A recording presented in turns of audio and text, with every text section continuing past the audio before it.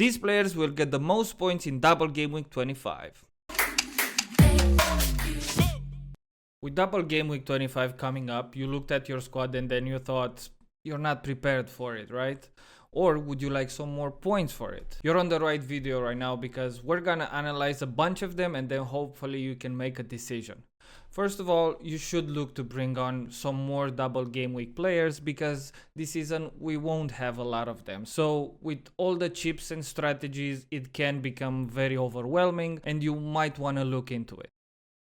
Here is a list of players that I think will score a lot of points in Double Gameweek 25, and thank you for noticing, not all of them have a Double Gameweek.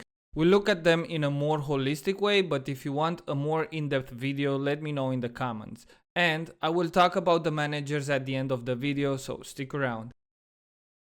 I'm recording this before the Everton-Liverpool game, but they had a double and the Liverpool guys are the most looked at players in the league.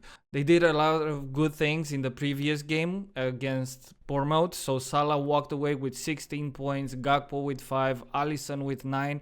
I don't really know what's gonna happen tomorrow in the Everton game, but I think Liverpool will want to put a show because they lost in the FA Cup, so they want to impress their fans. Everton, on the other hand, did a great job too. So Beto got 13 points in the first game, Pickford with 9, and Ndiaye with 8. So you see that Double Gameweek players are very good investments. So we're looking now at the list of players that have a double in 25, but some players that don't have a double, but very good fixtures. Well, a part of Isaac because he's playing Man City. Salah is first because he's the top scorer in the league and he has got the most points in FPL this season. Goals, assists, clean sheets, penalties, you name it. Gakpo has hit a very good patch of form under the slot machine and he seems like he's always gonna get something out of the game that he's playing it. So yeah, he is a very good option, even though at the start of the season, he wasn't first choice. Now he is, with Luis Diaz playing on FA Cup. So I think he's going to start both games. On the other side, Villa has been pretty inconsistent. Watkins missed a lot of chances and haven't hit the form that he was last season. The Champions League is taking a toll on his squad, but you can rely on them on good performances, especially in big games. I only put Watkins and Rodgers here because I can't see the other players get a lot of minutes, even though they brought in Rashford, Malen or Marco Asensio. We saw them playing the cup, but right now we don't really know for sure what are their minutes going forward. And you can look at their defense too, but I think it's kind of shaky because Konsa is now injured. I don't really know what's happening with Tyrone Mings and Pau Torres.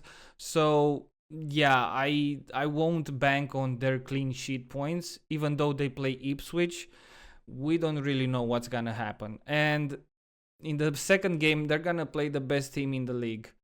Yeah, Liverpool will score on them, so I wouldn't go for Villa defense. At the other end of the spectrum is Bournemouth, who are playing the worst team in the league. So naturally, you're gonna think that they're gonna score a lot of goals and therefore a lot of points. I only put here Kluivert and Ouattara because they're my favorite players to go to. Kluivert because he's on penalties and set pieces, and Ouattara because he is the striker, but in FPL we have him as a midfielder. So out of position is very good for points, clean sheets, assists, everything. And he can go big. I mean, we've seen it previously. Don't sell Isak this game because you're gonna be tempted to get Watkins, who is not very good. Let's face it. And Isak is facing Man City defense, which was shaky at best. So he's gonna get at least one goal in the Man City game, and you can sell him afterwards if you like, because he's gonna blank in 29. It's not confirmed, but I think he's gonna blank in 29. As promised, we'll look at the managers too, because we can now activate the Assman chip, or assistant manager, however you want to call it. So the slot machine is taking everybody's money, well, except FSG, of course. But for FPL, he's delivering points. In the first game against Bournemouth, he got 10 points. I don't know how much he's gonna get for the Everton game, but I'm hoping it's a lot more. I don't know. I'm a Liverpool fan, so I really hope that we can beat Everton. Now, the Vampire will do what he does best. So he's gonna stick it to Arsenal and give Liverpool the game so Arsenal wouldn't have a chance to the title. Remember last year when he actually played like a second string team against Manchester City and then beat Arsenal? Yeah, we know you, Unai. You're a vampire and you wanna suck the blood out of Arsenal because they fired you. Don't worry, we're gonna be here to celebrate. But for FPL, he can get some points because there is a chance for a bonus table because he's at least 5 places behind Liverpool, and if they beat them, it's gonna be a bonus system. So yes, there is a chance there, but as I said before, they're gonna play the best team in the league, and I don't really know how they're gonna win against Liverpool. Well, I guess they play at home, so yes, they can, but they won't. And then we have Iraola, which came to basically work his socks off. We call them the trabajador of this league, and he's made a little bit of a mockery of this big six team. So he took points from a lot of people that basically have more money than he does, and a lot of players way better than he has. Take Newcastle, for example. So yes, they have a really, really good run for now. But if you're trying to activate the Assman chip, I think you should go with Emery or with Slot because they have 2 games in 1 game week, and then you can move on to Iraola or other managers that have a better fixtures. Yes, Southampton away is a very good fixture and he can get a lot of points, but I don't think he's gonna score a lot of points like Nottingham Forest did to Brighton. So he's not gonna get like a crazy amount of points from 1 game only, but you can consider him for the next game when he plays Wolves away. Bournemouth is a very good team. Iraola did a great job and he is a good option for FPL.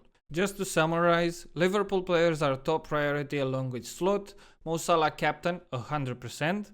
Villa can be a good punt with Emery, but other than Rodgers, I can't seem to like any other player that they have. So yeah, I would take it with a pinch of salt or with a pinch of very good luck from you. Bournemouth and Iraola are there for the taking because they are cheap, and frankly, there's a lot of good fixtures coming up. A lot, like 7 to 8 games. Get Mo, Gakpo, and watch out for Trent's fitness. And if you don't have Villa players, don't stress yourself too much. Just buy Bournemouth players.